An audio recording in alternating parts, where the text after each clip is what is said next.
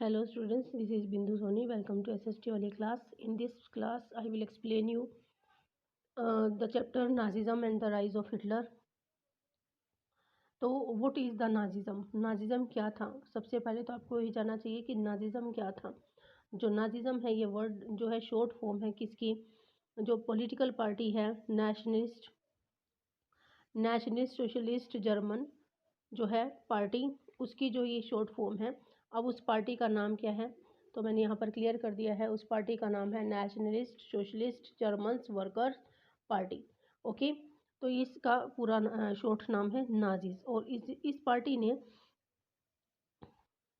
Workers party, तो इस party ने जिस आइडियोलॉजी को फॉलो किया, ओके, जिस आइडियोलॉजी को फॉलो किया वो ही बन गया क्या? नाजिज़म।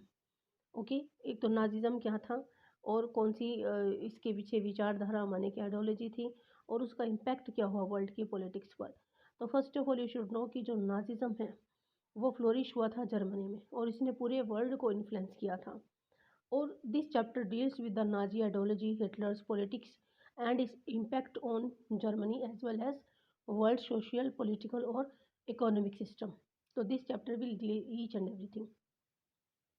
तो ये जो चैप्टर है माने कि ये जो वीडियो है, इस वीडियो में जो ये पार्ट फर्स्ट है, इसका पार्ट 1 है चैप्टर का। और इसमें जो टॉपिक मैं डिस्कस करूँगी यहाँ पर और आपको एक्सप्लेन करूँगी, वो सबसे पहला जो है टॉपिक इसमें birth of Weimar Republic number 1 जो हम यहाँ पर डिस्कस करेंगे। इसमें जो सबसे पहला है नंबर 1, वो बर्थ है किसका? वाइमर रिपब्लिक का। ओके, वाइमर रिपब्लिक का जो बर्थ है वो डिस्कस करेंगे हम यहाँ पर। देन नंबर 2 जो है पीस ट्रीटी होगी यहाँ पर, इसकी पीस ट्रीटी ऑफ वर्साइलिस। और देन डिफीट ऑफ नंबर 3 जो टॉपिक होगा वो डिस्कस किया जाएगा, डिफीट जर्मनी की।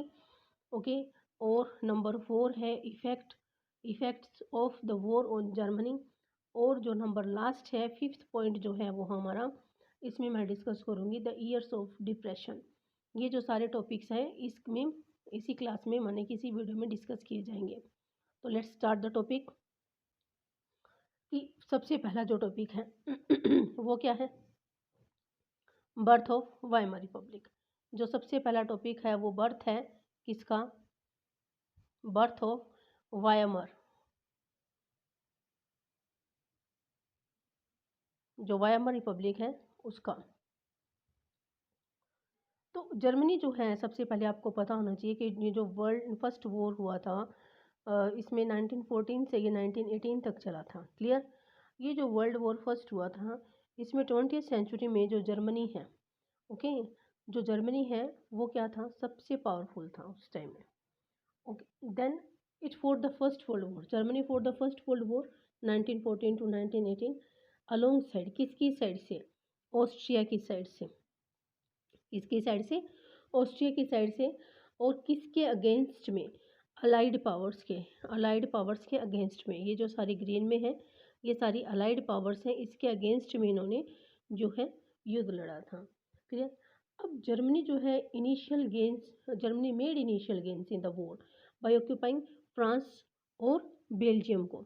सबसे पहले जो जर्मनी है फर्स्ट वर्ल्ड वॉर में क्या है? सक्सीड कर रहा था और उसने फ्रांस के कई एरियाज़ को और बेल्जियम को क्या है ऑक्यूपाई कर लिया था। और इसी सक्सीड को देखते, इसी सक्सेस को देखते हुए जो अलाइड पावर्स हैं इन्होंने क्या किया? इन्होंने बुलाया किसको? यूनाइटेड स्टेट ऑफ अमेरिका को। और यूनाइटेड स्टेट ऑफ अमेरिका ने इसमें एंटर कब किया? 1917 में यूनाइटेड स्टेट ऑफ अमेरिका ने वर्ल्ड वॉर फर्स्ट में एंटर किया। और एज यूनाइटेड या यूएस ने जैसे एंटर किया इसमें, तो they defeated Germany and central powers in November 1918। नवंबर 1918 में जो है यूएस के साथ मिलकर जो अलाइड पावर्स थी, ओके, इन्होंने मिलकर किसको डिफीट कर दिया? जर्मनी को। अब जो डिफीट है जर्मनी की, इम्पीरियल जर्मनी की, ओके, इम्पीरियल जर्मनी माने कि ये राजा थे उस टाइम में। तो what was the name of the king? King का नेम था विलियम सेकेंड। जो विलियम सेकेंड थे ये उस टाइम ये किंग थे जर्मनी के। तो the defeat of imperial Germany and resigning of emperor. Emperor ने क्या किया after the defeat of Germany, जो एम्परर हैं विलियम सेकेंड ने क्या कर दिया, रिज़ाइन कर दिया। और इसके रिज़ाइन करने से एक अपॉर्चुनिटी मिल गई किसको, जर्मनी की पॉलिटिक्स को, कि एक जो है पार्लियामेंट्री गवर्नमेंट को सेटअप किया जाए। Clear this thing.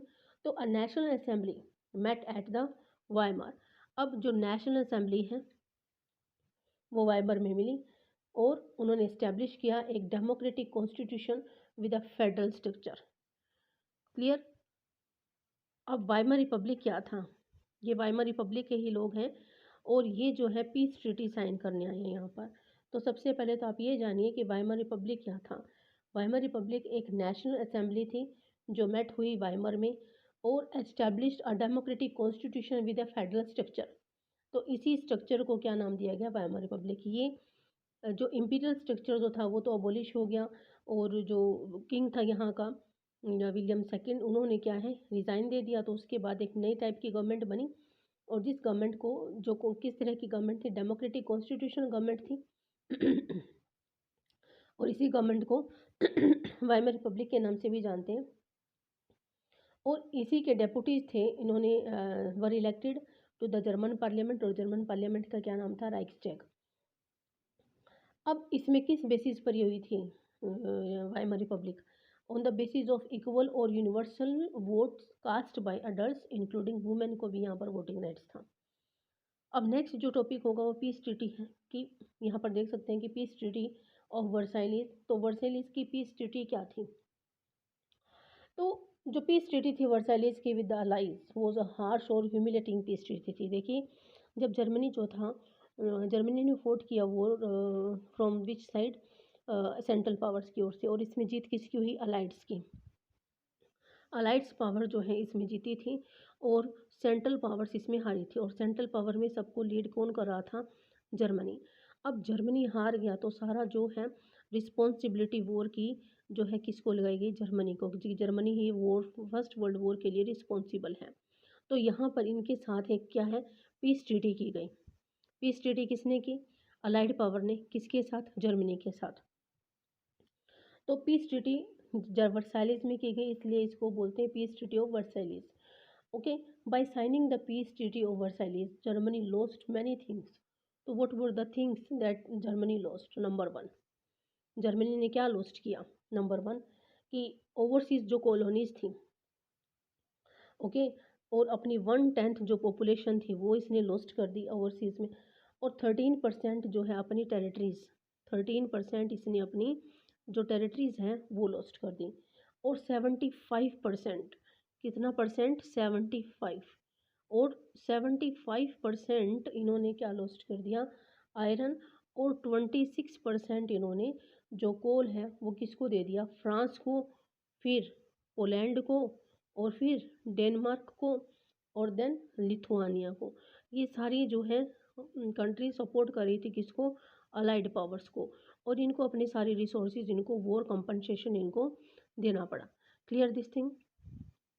कि और इसी के साथ नंबर थर्ड, कि जो रिच राइनलैंड वैली थी वो भी अलाइड कंट्रोल में आ गई।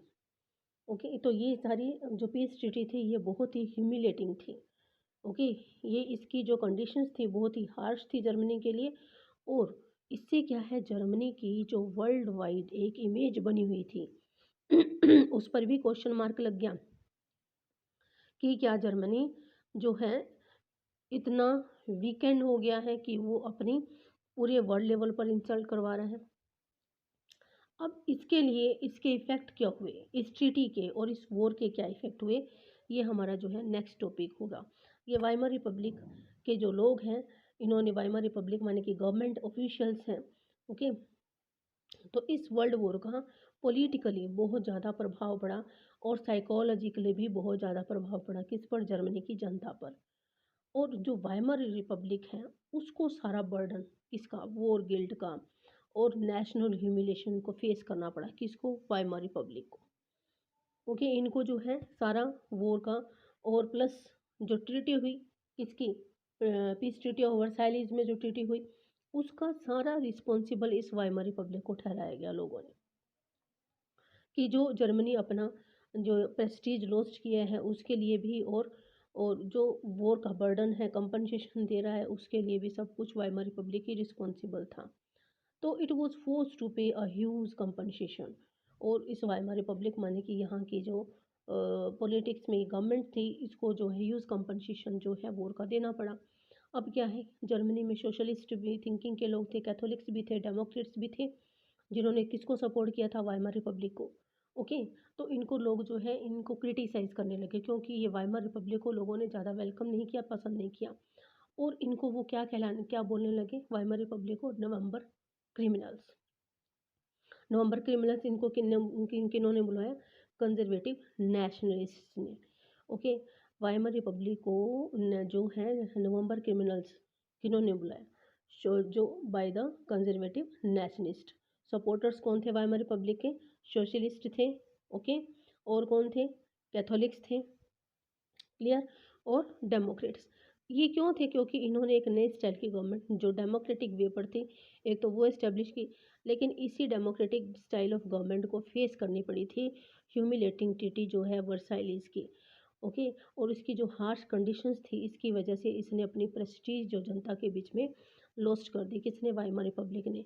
तो वाइमर रिपब्लिक को जो है कंजर्वेटिव्स ने क्या कहकर बुलाया, नवंबर क्रिमिनल्स। अब इसके बाद जो है नेक्स्ट थिंग जो है पॉलिटिकल रेडिकलिज्म और इकोनॉमिक क्राइसिस आपका टॉपिक आता है। पॉलिटिकल रेडिकलिज्म, अब आप यहाँ पर देख सकते हैं कि ये सारी अलाइड पावर्स थी फर्स्ट वर्ल्ड वॉर की यहाँ पर। ओके, और इन्होंने किसको हराया मिलकर, जो है जर्मनी को। तो नाउ ऑनवर्ड टू विक्ट्री यहाँ पर लिखा हुआ है सारी ये जो है। और ये पीस ट्रीटी जो ही आप देख सकते हैं, जर्मनी के साथ पीस ट्रीटी हुई वर्साइलीज में। ओके, तो ये सारे एरियाज जो लॉस्ट कर दिए थे जर्मनी ने। ओके, यहाँ पर आप मैप में देख सकते हैं कि जर्मनी जो है एक ह्यूज एरिया है, और इसने जो है यहाँ पर ये जो एरिया है, ये फर्स्ट वर्ल्ड वॉर के टाइम में इसको लॉस्ट हुए। और ये जो एरियाज हैं लाइट कलर में, ये सेकेंड वर्ल्ड वॉर के बाद जो इसने अपनी ट्रीटीज़ को, territories lost after world war second. Clear this thing. अब मूव करते हैं नेक्स्ट टॉपिक की ओर। जो जर्मनी था, ये जो हार्श ट्रीटी तो लगाई गई, इसी के साथ साथ जर्मनी को डीमिलिटराइज कर दिया कि जर्मनी अब जो है मिलिट्री नहीं रख सकता। क्लियर, तो ये सारी ट्रीटीज़ बहुत हार्श थी। ओके, और जर्मनी को एकदम क्या है, इसकी पावर पर क्वेश्चन मार्क लगा दिया कि अब इस पर जर्मनी को डीमिलिटराइज इसलिए किया गया कि अगर ये मिलिट्री रखेगा तो फिर आगे ना कहीं ये किसी न किसी कंडीशन को, वर्ल्ड वॉर लाइक कंडीशन को फिर से जो है ओपन कर देगा, और लोगों को उसी कंडीशन को फेस करना पड़ेगा। इसलिए जर्मनी को क्या है, डीमिलिटराइज कर दिया। अब लोगों ने यहाँ पर इसका विरोध किया। क्लियर, और विरोध किसका किया, वाइमर रिपब्लिक का। वाइमर रिपब्लिक को यहाँ पर लोगों ने प्रोटेस्ट किया कि आप जो है जर्मनी को जो ह्यूमिलेटिंग ट्रीटी हुई है उसको आप नहीं बचा पाए, तो आप किस तरह की गवर्नमेंट हुए। तो लोगों ने वाइमर रिपब्लिक को यहाँ पर रिस्पॉन्सिबल ठहराया। अब जो है पॉलिटिकल रेडिकलिज्म और इकोनॉमिक क्राइसिस, जर्मनी में आपको पता ही है कि अब जो कंजर्वेटिव जो लोग थे वो नहीं चाहते थे कि डेमोक्रेटिक स्टाइल ऑफ गवर्नमेंट जो वाइमर रिपब्लिक है वो रहे। और इन्होंने हर जगह पर, जो कंजर्वेटिव लोग थे कंजर्वेटिव थिंकिंग के, वो नहीं चाहते थे कि जर्मनी में वाइमर रिपब्लिक रहे। तो उन्होंने किसको ग्लोरीफाई किया, जो सोल्जर्स की लाइफ है उनको ग्लोरीफाई किया। और साथ ही साथ वाइमर रिपब्लिक के साथ साथ यहाँ पर एक और रेवोल्यूशनरी अपराइजिंग हो रही थी, वो थी स्पार्टकिस्ट लीग। अब स्पार्टकिस्ट लीग्स क्या है, ये स्पार्टकिस्ट लीग का जो है फ्लैग है जो आप देख रहे हैं। तो जब वाइमर रिपब्लिक का बर्थ हुआ उसी के साथ साथ जर्मनी में, ठीक है, उसी के पैरेलल जो है रेवोल्यूशनरी अपराइजिंग हो रही थी स्पार्टकिस्ट लीग की। तो सबसे पहले आप ये जानिए कि जो स्पार्टकिस्ट लीग है, ठीक है, जो स्पार्टकिस्ट लीग है वो क्या था, क्या था स्पार्टकिस्ट लीग। ये स्पार्टकिस्ट लीग वॉज जो मार्क्सिस्ट रेवोल्यूशनरी मूवमेंट था, मार्क्स की आइडियोलॉजी को फॉलो करने वाले। ओके, और मार्क्स की आइडियोलॉजी के बेस पर एक ये रेवोल्यूशनरी मूवमेंट था। ये ऑर्गेनाइज्ड हुआ था जर्मनी में during the First World war first के टाइम में ये ऑर्गेनाइज हुआ था। ओके, उसी टाइम में ये मूवमेंट भी हो रहे थे जब वर्ल्ड वॉर फर्स्ट हो रहा था। तो ये जो लीग है इसका नाम जो है ये स्पार्टकस के नाम पर है। स्पार्टकस कौन था? स्पार्टकस एक लीडर था जो लार्जेस्ट स्लेव रिबिलियन का लीडर था। ये स्लेव रिबिलियन हुआ कहाँ पर था? रोमन एम्पायर में हुआ था, उसका ये लीडर था। और ये जो स्पार्टकिस्ट मूवमेंट थे ये किसको फेवर करते थे? स्पार्टकिस्ट किसको फेवर करते थे? मार्क्सिस्ट के आइडियाज़ को फॉलो करने वाले किसको फेवर करेंगे? वर्कर्स को, लेबरर्स को, उनको फॉलो करने वाले ये लोग थे। तो वाइमर रिपब्लिक तो जब बर्थ हुआ वाइमर रिपब्लिक का, उसके साथ साथ उनको ये रेवोल्यूशनरीज को भी फेस करना पड़ा।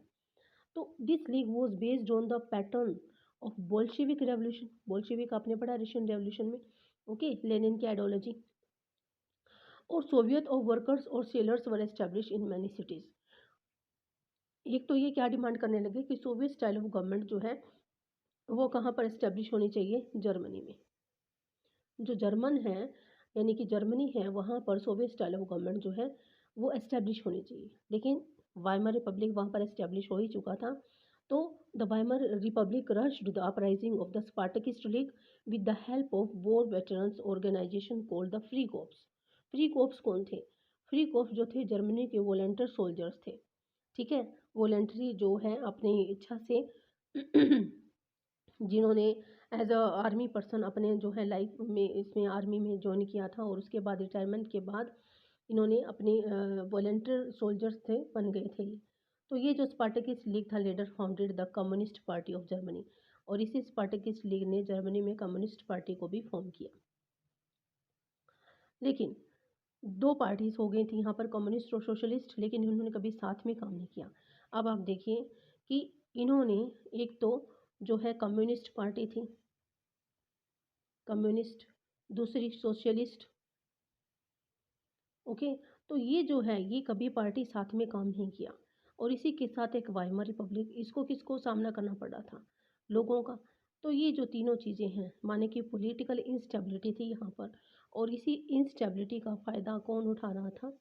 हिटलर। क्लियर? हिटलर ने इसी पॉलिटिकल इंस्टेबिलिटी का फ़ायदा उठाया। और ये सारे, क्योंकि ये पॉलिटिकल जो आइडियोलॉजीज थी अलग अलग एक दूसरे के विरोध में जर्मनी के पॉलिटिक्स में काम करी थी, तो they could not control the rise of Hitler. ये राइज ऑफ हिटलर को कंट्रोल नहीं कर पाई। अब मूव करते हैं नेक्स्ट टॉपिक की ओर कि economic crisis in Germany. Economic crisis कैसे हुए, कैसे हाइपर इन्फ्लेशन जर्मनी में? हाइपर इन्फ्लेशन क्या होता है? जब महंगाई बढ़ जाती है तो उसको हाइपर इन्फ्लेशन कहते हैं। तो इकोनॉमिक क्राइसिस कैसे थे जर्मनी में, क्या हुआ? क्योंकि वाइमर रिपब्लिक के, आपको सभी को पता है कि जो रिच रिसोर्सेज थे वाइमर रिपब्लिक ने सारे किसको दे दिए थे? अलाइड पावर्स को। तो जो पॉलिटिकल रेडिकलाइजेशन है वो only increased by the economic crisis in 1923। Germany had fought the war largely on the loans and had to pay the war reparation on in gold. Clear? तो this जो है deplete gold reserves at the time, or when the resources were scarce. तो when Germany refused to pay in 1923, तो France occupied Germany industrial area, that is the Ruhr Valley, rich in coal. Okay, तो क्योंकि आपको पता ही है कि Germany ने जब युद्ध लड़ा था वर्ल्ड वॉर फर्स्ट, तो उसमें उसको किस पर, लोगों जो लोन है उस पर, उसको लेकर लड़ा था।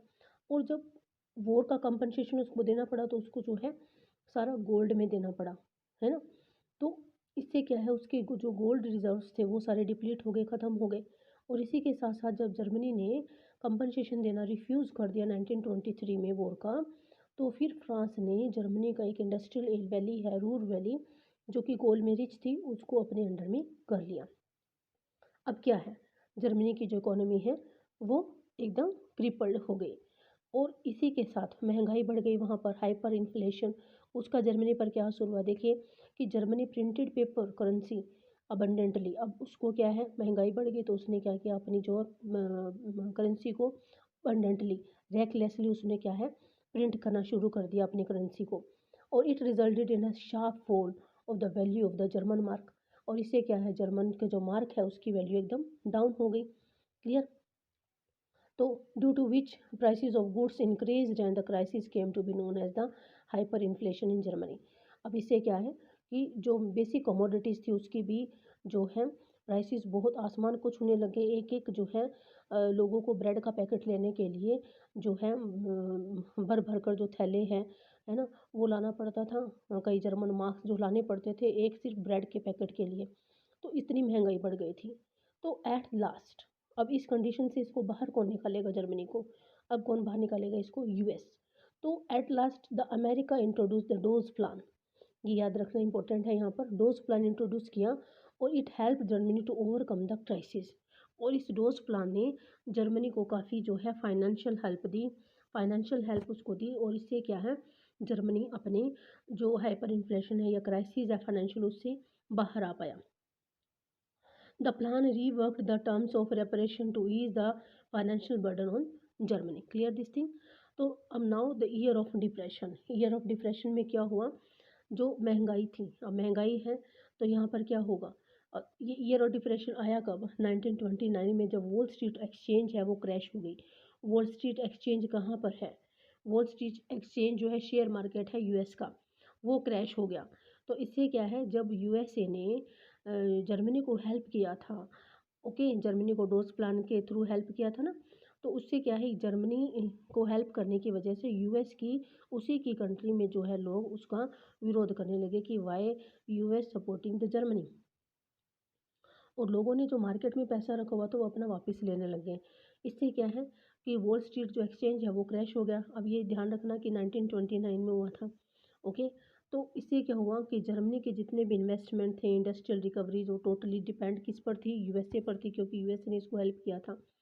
जब यूएस का ही जो है स्टॉक मार्केट या जो है वॉल स्ट्रीट एक्सचेंज वो क्रैश हो गया 1929 और 1932 के बीच में, तो जो नेशनल इनकम है यूएसए की वो भी फेल हो गई बाय हाफ।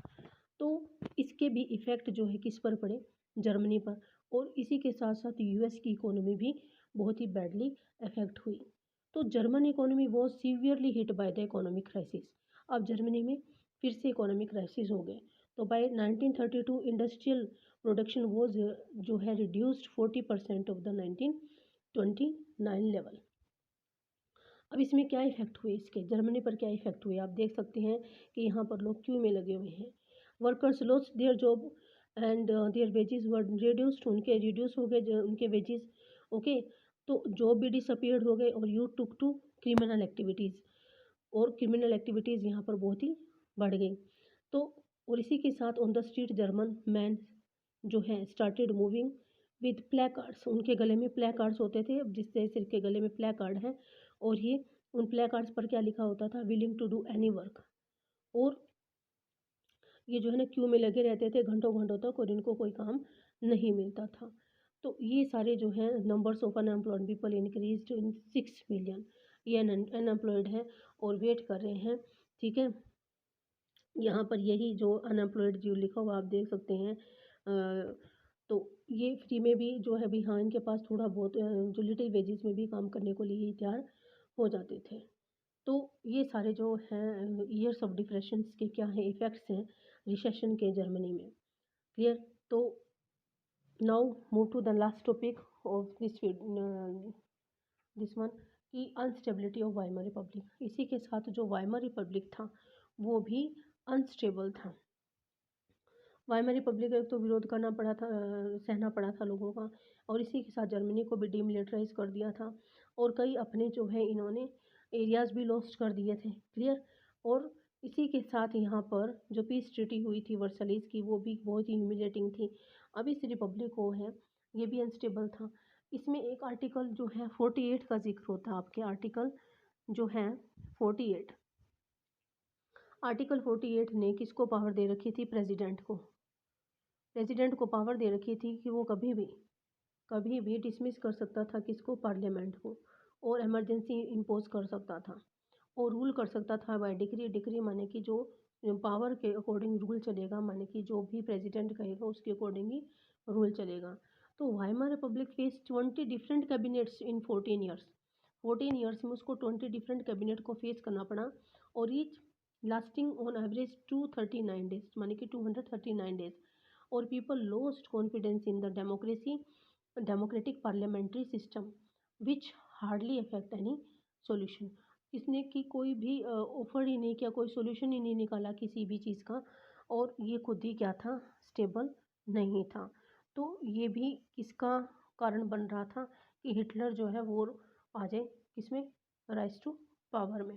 इन सभी चीज़ों ने सपोर्ट किया कि जो हिटलर है, ओके, हिटलर जो है वो पावर में आए। ये सारी चीज़ें सपोर्ट करी थी हिटलर को पावर में आने के लिए। तो यहाँ तक ये टॉपिक अभी कंप्लीट होता है। इससे रिलेटेड स्टूडेंट्स में कुछ क्वेश्चन जो हैं, 2 क्वेश्चन मैं आपसे पुट कर रही हूँ। आप कमेंट बॉक्स में इसके आंसर लिखिएगा अगर आपको पता है तो। कि फर्स्ट क्वेश्चन जो है, व्हाई वर द पावर्स, कि फर्स्ट जो क्वेश्चन है कि नंबर 1, कि what were the powers of the president given by article 48। एक तो आपका क्वेश्चन है आर्टिकल 48 से रिलेटेड, कि जो आर्टिकल 48 है उसने प्रेसिडेंट को क्या पावर्स दे रखी थी। What was the power of the president given by article 48। और दूसरा है कि which plan of America help Germany to overcome the hyper inflation crisis. कौन सा प्लान था जर्मनी को हेल्प किया अमेरिका ने, बाय विच प्लान। तो ये दोनों के आंसर आप मुझे कमेंट बॉक्स में लिख के बताइएगा अगर आपने ये वीडियो ध्यान से देखा है तो। Thank you student, I hope you like this video.